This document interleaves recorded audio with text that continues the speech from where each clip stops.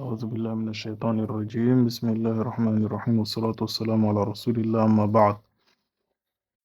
Donc, la plupart des chrétiens se posent la question pour savoir est-ce que Allah c'est Dieu?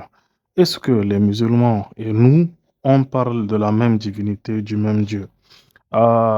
Pourquoi les musulmans, ils appellent Allah? Ils ne disent pas Dieu. D'abord, une première chose, c'est d'abord se dire que on parle en quelle langue? Si il faut dire Dieu, Dieu c'est en français. Donc pourquoi pas God? Pourquoi pas en notre langue? Donc la question d'abord à se poser, c'est de savoir si une personne est chrétienne, comment elle va appeler Dieu? Et qu'elle est par exemple arabe. Vous savez qu'il y a des arabes chrétiens? Vous savez qu'au Liban, tout président est chrétien au Liban. Michel Aoun, Michel Suleiman, c'est des présidents chrétiens. Il y a plein de chrétiens irakiens, il y a plein de chrétiens syriens. Comment ces chrétiens-là appellent Dieu, le Dieu de Jésus, le Dieu de Moïse, le Dieu que l'on retrouve dans les textes de la Bible? Comment l'appellent-ils? Il faudrait juste être un peu honnête, intellectuel et se poser cette question-là.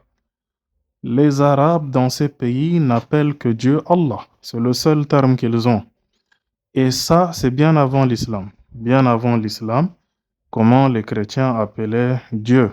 Parce qu'il y avait des chrétiens arabes qui étaient là bien avant l'islam, qui étaient dans les zones de Liban, Irak, Syrie. Mais ces chrétiens-là, comment appelaient-ils Dieu? Est-ce qu'ils l'appelaient Dieu? Non, Dieu c'est en français. Est-ce qu'ils l'appelaient God? C'est en anglais. C'est le terme Allah.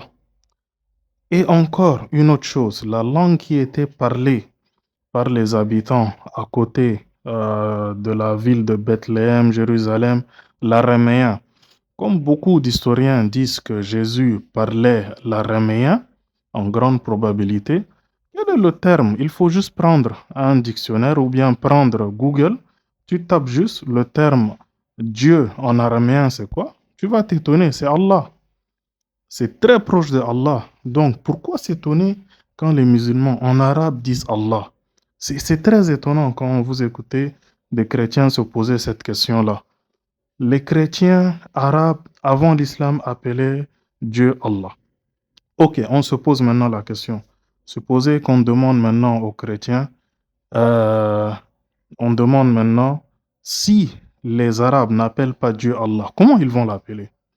Donnez-nous un nom. C'est-à-dire que ceux qui ne sont pas d'accord à appeler Allah, c'est-à-dire Dieu Allah en arabe, qu'ils n'ont qu'à dire, qu'ils n'ont qu'à le donner un autre nom. Ça, c'est prétendre venir dans la langue de quelqu'un et lui dire n'est pas à désigner quelque chose dans sa langue. C'est comme si on vient, on va dire non, à partir de maintenant, Dieu là, avant le christianisme, les Français, les gens qui parlaient la langue proche du français, les Gaulois, etc., ou bien les langues germaniques, ou bien les langues anglaises, ils utilisaient des termes pour désigner leur divinité, et c'était Dieu ou God. Et ça, c'était avant le christianisme. Donc, comment se fait-il que ces termes-là maintenant se retrouvent dans le christianisme et c'est accepté? Donc, faudrait être honnête. Faudrait être honnête pour dire que quelqu'un qui vient dans ta langue, il te dit que non, tu n'as pas le droit d'appeler ça dans telle langue, mais tu dois changer. Ok, le changer en quoi? J'écoute des stupidités comme quoi Allah, c'est une divinité de la lune. La question, c'est de savoir, divinité de la lune, pourquoi? Parce que tout simplement, ils disent que les musulmans, quand c'est la lune, leur mois c'est la lune et aussi le ramadan c'est la lune. Ok, on pose une question simple. J'ai demandé ça une fois. Si jamais quelqu'un se lève le matin, il voit le soleil, d'abord il part au bureau ou bien il part à l'école, est-ce que cette personne adore le soleil? Parce que le soleil, quand le matin tu le vois, d'abord tu pars travailler ou bien tu pars étudier, le soleil tout simplement, c'est pour toi un signe du temps, c'est tout. Il te montre que la journée a commencé, c'est une heure particulière, point barre, tu as un rendez-vous, tu pars, c'est juste un instrument. La lune aussi n'est qu'un instrument qui montre que le mois a commencé, le nouveau mois a commencé et le mois est terminé, c'est tout, point barre. Parce que le Coran dit لا تسجدوا للشمس ولا للقمر واسجدوا لله الذي خلقهن. C'est-à-dire ne vous prosternez ni devant le soleil, ne vous prosternez, n'adorez pas du tout la lune, ne vous prosternez pas, mais adorez celui qui les a créés. Donc pourquoi cette injustice, cette malhonnêteté de dire que les musulmans adorent la lune? Tout simplement, si une personne demande aux musulmans, sachez que les drapeaux musulmans et le signe du croissant lunaire, quand les musulmans l'ont adopté, c'était pas avec un texte coranique ou une parole du prophète, non.